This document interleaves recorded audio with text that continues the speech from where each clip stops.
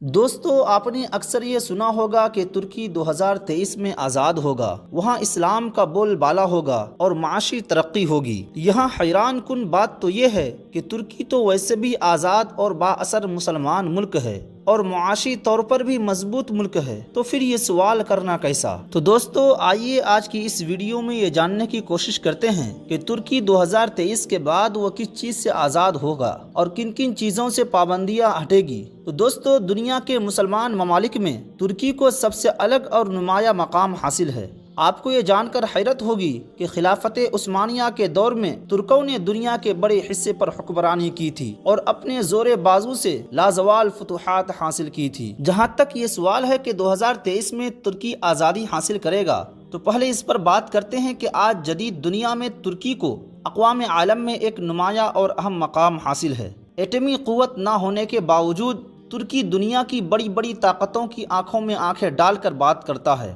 2023 میں ترکی کس سے آزادی لے گا اور اس قبضے کی حقیقت کیا ہے، آئیے اس پر بھی ایک نظر ڈالتے ہیں۔ 1517 عیسوی سے 1924 عیسوی تک خلافت عثمانیہ کے دور میں 3 بر اعظموں یعنی مشرقی یورپ، مغربی ایشیا اور شمالی افریقہ پر سلطنت عثمانیہ کا راج تھا۔ ارطغرل غازی اور ان کے بیٹے عثمان نے مسلمانوں کو شاندار اور ناقابل یقین فتوحات دلا کر پوری دنیا کو ہلا کر رکھ دیا تھا، جس کے بعد 600 سال سے زائد عرصے تک 3 بر اعظموں پر سلطنت عثمانیہ کی حکمرانی رہی۔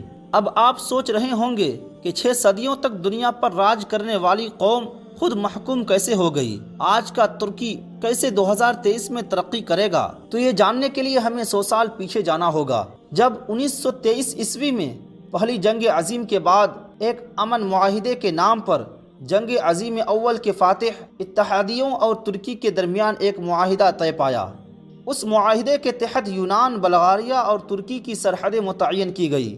قبرص، عراق اور شام پر ترکی کا دعویٰ ختم کر کے سرحدوں کا تعین کیا گیا اور اس معاہدے کے تحت جمہوریہ ترکی کو عالمی سطح پر تسلیم کیا گیا۔ اس معاہدے کے روح سے خلافت عثمانیہ ختم کر دی گئی اور ترکی نے تینوں بر اعظموں میں موجودہ خلافت کے اثاثوں اور املاک سے دستبرداری اختیار کر لی۔ دوستو معاہدہ لوزان ختم ہونے کی کوئی طے شدہ تاریخ سامنے نہیں آئی، لیکن بین الاقوامی اصولوں کے مطابق کوئی بھی معاہدہ 99 سال سے زیادہ نہیں ہوتا ہے، اور لوازان میں ہونے والا معاہدہ بھی اگر دیکھا جائے تو 100 سال پر محیط تھا، جو دراصل ترکی عوام اور مسلمانوں کے خلاف مغرب کا ایک ایسا فندہ تھا جس نے ترکی کو ہاتھ پاؤں باندھ کر چاروں شانے چت کر دیے تھے۔ اس معاہدے کے روح سے ترکی کو ایک سیکولر اسٹیٹ قرار دیتے ہوئے دین اسلام اور خلافت پر پابندی لگا دی گئی تھی۔ دوستو ایک ایسا وقت بھی آیا کہ ترکی میں اسلام کا نام لینا بھی مشکل ہو گیا تھا۔ اس شرمناک معاہدے میں ترکی کو معاشی طور پر کمزور کرنے کے لیے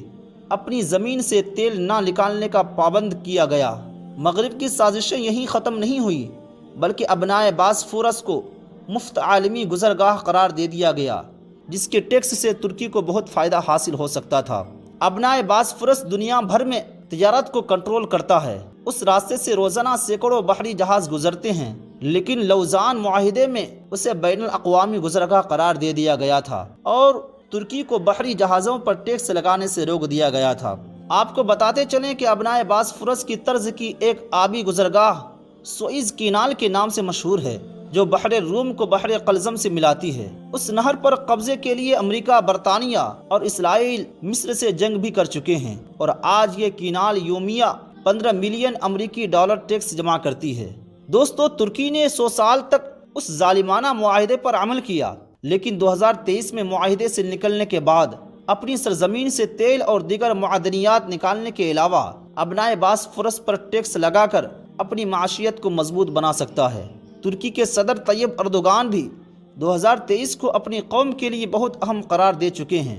اب دیکھنا یہ ہے کہ 600 سال تک دنیا پر حکمرانی کرنے والا ترکی آنے والے سال میں اپنا کھویا ہوا مقام حاصل کرنے میں کیسے کامیاب ہو پائے گا۔